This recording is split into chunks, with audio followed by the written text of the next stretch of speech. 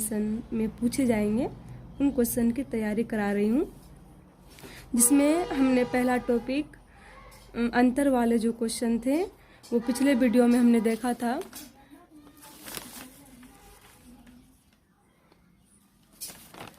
आज जो है इस टॉपिक को हम आगे बढ़ाते हैं। चलिए स्टार्ट करते हैं।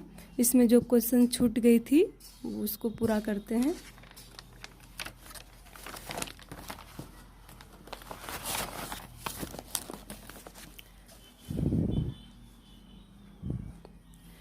फर्स्ट क्वेश्चन है आपका, इसमें डीएनए एवं आरएनए में अंतर बताएं।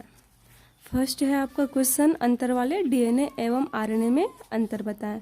ये डीएनए है और ये आपका आरएनए है। डीएनए ये क्या होती है? डीऑक्सीराइबोन्यूक्लियोटाइड के दो श्रृंखलाओं का बना होता है। डीऑक्सीराइबोन्यूक्लियोटाइड का दो श्रृंखला का बना होता है। कौन? डीएनए।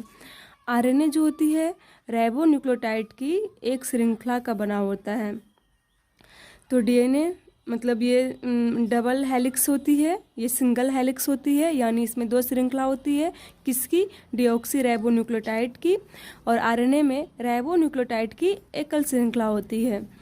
डीएनए में डीऑक्सीराइबोस शर्करा पाई जाती है, जबकि आरएनए में जो होती है राइबोस शर्करा होती है। बहुत मोस्ट इम्पोर्टेंट अंतर हो गया ये वाला आपका, कि डीएनए में डीऑक्सीराइबोस शर्करा होती है और आरएनए में राइबोस शर्करा होती है। डीएनए में क्या होती है? थायमिन नाइट्रोजनी बेस पाई जाती है, या नाइट्रोजन क्षार थायमिन पाई जाती है डीएनए में। और आरएनए में क्या होती है? थायमिन के जगह पर यूरासिल पाया जाता है, जिसको आप यू से कैपिटल यू से इंडिकेट करते हैं। इसमें जो है थायमिन के जगह पे यूरासिल होती है, इसमें थायमिन पाया जाता है। डीएनए का आणविक भार जो होता है वो अधिक होता है, किसकी तुलना में? आरएनए की तुलना में।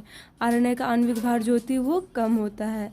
तो ये आपका डीएनए और आरएनए में अंतर था। इसके ऐसा नहीं कि चार ही अंतर है, इसके अलावा भी और अंतर है। आप डीएनए की संरचना डबल हेलिक्स होती है, आरएनए की संरचना सिंगल हेलिक्स होती है। और आप बोल सकते हो कि डीएनए जो होता है वो आप आरएनए जो होती है 3 प्रकार की होती है, लेकिन डीएनए केवल 1 प्रकार की होती है। डीएनए आनुवंशिक सूचनाओं को ही ढोती है सिर्फ, लेकिन आरएनए क्या होती है? आनुवंशिक सूचनाओं को कभी कभी ढोती है। इनका मेन कार्य होता है प्रोटीन का संश्लेषण करना।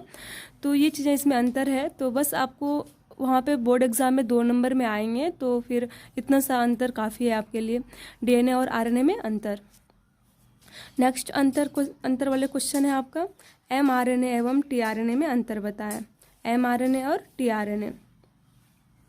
एमआरएनए ये बड़े आकार का आरएनए होता है और टीआरएनए जो होती है छोटे आकार का आरएनए है।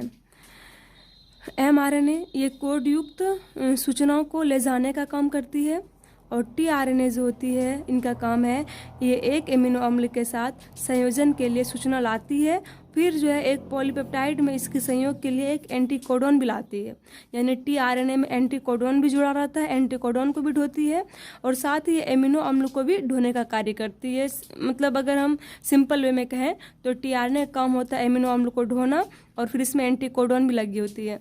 और एमआरएनए का काम क्या होता है? सिर्फ सूचनाओं को ढोना। कोडॉन युक्त जो सूचना होती है, जैसे कि आपका अगर ये AUG GUG सब जो कोडॉन है, और इसका जो कोडॉन समझ रहे हो ना, 3 नाइट्रोजनी क्षार के मिलने से 3 नाइट्रोजनी क्षार का मिला हुआ एक शब्द है, उसको कोडॉन बोलते हैं, जो आनुवंशिक सूचनाओं को ढोने का कार्य करती है। उसमें रहता है इन्फॉर्मेशन, जेनेटिक इन्फॉर्मेशन रहती है। वो किसी एक प्रकार के खास प्रकार के एमिनो एसिड को ही कोड करती है। तो यहाँ पे एमआरएनए क्या करती है? ये कोड युक्त सूचनाओं को ले जाने का काम करती है। लेकिन टीआरएनए का काम क्या है? एमिनो अम्ल के साथ संयोजन के लिए सूचना लाती है, और एक पॉलीपेप्टाइड में इसके संयोग के लिए एक एंटीकोडॉन भी इसमें लाता है। ये आपका है एमआरएनए में एक टोपी एवं एक पूंछ होती है, जबकि टीआरएनए में क्या होता है? स्पष्ट 5 प्राइम एवं 3 प्राइम छोर के साथ 3 से 4 लूप एवं एक भुजा रखती है। तो ये तो आपका था एमआरएनए एवं टीआरएनए में अंतर था आपका। ये हो गई आपका एमआरएनए और ये हो गई आपका टीआरएनए हो गई।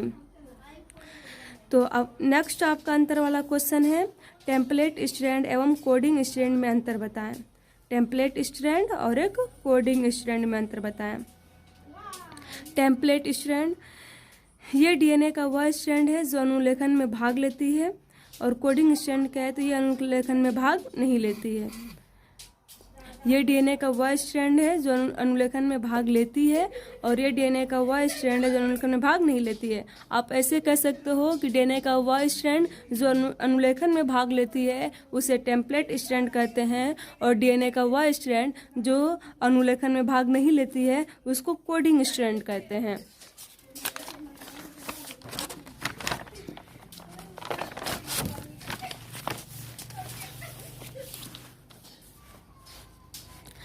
नेक्स्ट आपका इसमें अंतर वाला पॉइंट है, इसकी ये टेम्पलेट स्ट्रैंड की जो होती है, टेम्पलेट स्ट्रैंड की ध्रुवता जो होती है 3 प्राइम से 5 प्राइम की ओर होती है, जबकि कोडिंग स्ट्रैंड की जो ध्रुवता होती है 5 प्राइम से 3 प्राइम की ओर होती है। इसमें न्यूक्लियोटाइड का क्रम mRNA में उपस्थित क्रम में परिपूरक होती है। इसमें क्या होता है, न्यूक्लियोटाइड का क्रम mRNA में उपस्थित क्रम में मिलता जुलता है, सिवाय इसको यूरासिल की जगह पे यहाँ पे क्या होता है, थायमिन होता है और कुछ नहीं। तो ये तो आपका था टेम्पलेट स्ट्रैंड या टेम्पलेट रज्जु बोल सकते हो, और कोडिंग रज्जु में अंतर था आपका। नेक्स्ट अंतर वाला क्वेश्चन है आपका, पुनरावृत्ति डीएनए एवं सैटेलाइट डीएनए में अंतर स्पष्ट करें। पुनरावृत्ति डीएनए और सैटेलाइट डीएनए। पुनरावृत्ति डीएनए ये एक जीनोम को एक से ज़्यादा प्रतिलिपि में उपस्थित नाइट्रोजनी क्षार का क्रम है। पुनरावृत्ति डीएनए क्या है, तो एक जीनोम को एक से ज़्यादा प्रतिलिपि में उपस्थित नाइट्रोजनी क्षार का क्रम है, और जबकि सैटेलाइट डीएनए जो होती है वो नाइट्रोजनी क्षारों के अत्यधिक पुनरावृत्ति छोटे क्रमों को रखने वाला डीएनए का भाग है। पुनरावृत्ति डीएनए में क्या होता है, विभिन्नताएं उपस्थित हो भी सकती है और नहीं भी हो सकती है, बहुत इंपॉर्टेंट। पुनरावृत्ति डीएनए में विभिन्नताएं उपस्थित या अनुपस्थित नहीं हो सकती है।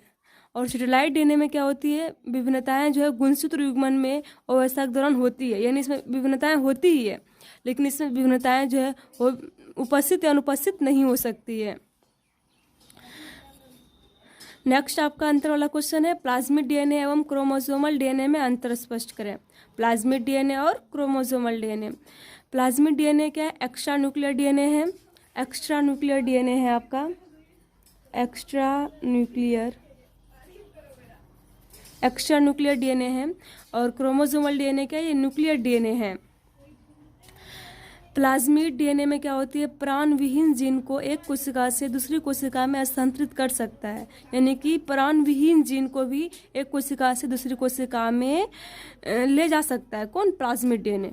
यानी प्लाज्मिड डीएनए, तो हम बोलेंगे कि प्लाज्मिड डीएनए है क्या, तो एक्स्ट्रा न्यूक्लियर डीएनए है। और क्रोमोसोमल डीएनए जो हुआ क्या आपका, न्यूक्लियर डीएनए है। एक तो ये अंतर हो गया आपका, एक्स्ट्रा न्यूक्लियर डीएनए है ये है, और क्रोमोसोमल डीएनए क्या आपका, न्यूक्लियर डीएनए है।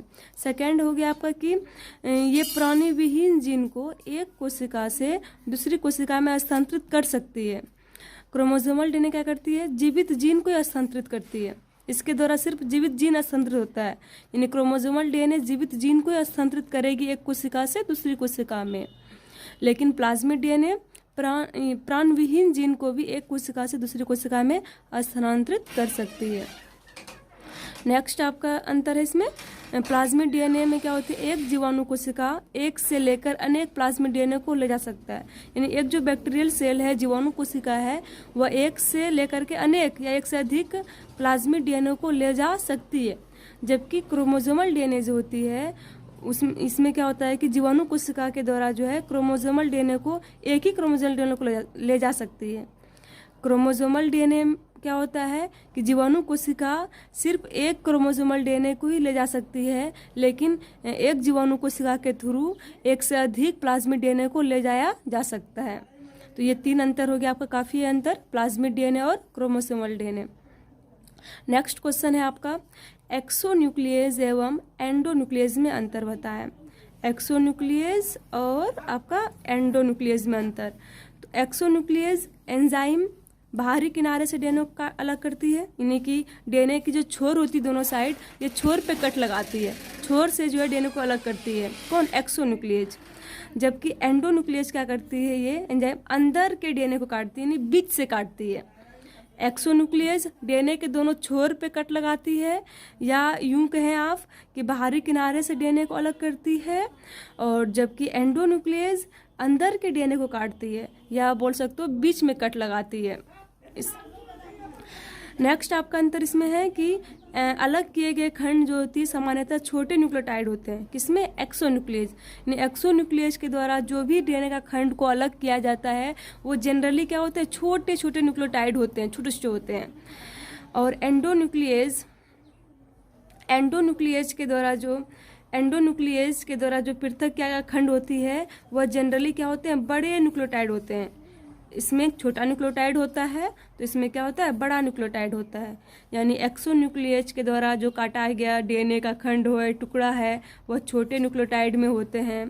और एंडोन्यूक्लियस के द्वारा जो काटा गया खंड है या टुकड़ा है उसमें क्या होते हैं? बड़े न्यूक्लियोटाइड होते हैं। नेक्स्ट, एक्सोन्यूक्लियस अलग किए गए खंड सामान्यतः आनुवंशिक अभियांत्रिकी में प्रयुक्त नहीं होते हैं। एक्सोन्यूक्लियस के थ्रू जो भी डीएनए के टुकड़े को काट करके अलग किया जाता है उसका जेनेटिक इंजीनियरिंग में यानी आनुवंशिक अभियांत्रिकी में यूज नहीं होता है, प्रयुक्त नहीं होता है। जबकि एंडोन्यूक्लियस के थ्रू जो डीएनए का खंड काटा जाता है, टुकड़ा काटा जाता है, वह ऐच्छिक रूप से अलग किए गए खंड क्या होती है? आनुवंशिक अभियांत्रिकी में प्रयुक्त होते हैं। यानी जेनेटिक इंजीनियरिंग में यूज होता है उनका। किसका? जिस टुकड़े को एंडोन्यूक्लियस के द्वारा काटा जाता है उसका। जबकि एक्सोन्यूक्लियस के द्वारा काटे गए डीएनए के टुकड़े का उपयोग जेनेटिक इंजीनियरिंग में नहीं होता है। और इसका एंडोन्यूक्लियस के द्वारा जो डीएनए का खंड काटा जाता है उसका उपयोग जेनेटिक इंजीनियरिंग में होता है। तो ये आपका लास्ट क्वेश्चन थी, एक्सोन्यूक्लियस और एंडोन्यूक्लियस में अंतर। तो आई होप आप लोगों को समझ में आई होगी। और ये क्वेश्चन बाबू ऐसा नहीं कि ये क्वेश्चन सिर्फ आपका अंतर वाले के दृष्टि से ही मतलब पूछा जाएगा। तो ये क्या होगा कि आपका से क्वेश्चन रहेगा टॉपिक एक्सोन्यूक्लियस क्या है, एंडोन्यूक्लियस पर टिप्पणी करें, या प्लाज्मिड डीएनए की पर टिप्पणी करें, या निम्नलिखित के ऊपर टिप्पणी करें, ऐसा भी क्वेश्चन रहता है। तो वो क्वेश्चन भी इससे आ सकती है, इसलिए ये बहुत मोस्ट इम्पोर्टेंट क्वेश्चन है। तो आप इसे ज़रूर याद कर लोगे एक बार।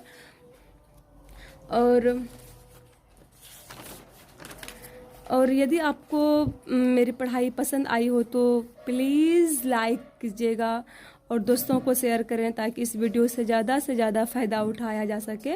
और प्लीज़ चैनल को भी सब्सक्राइब करें। Thanks for watching my video.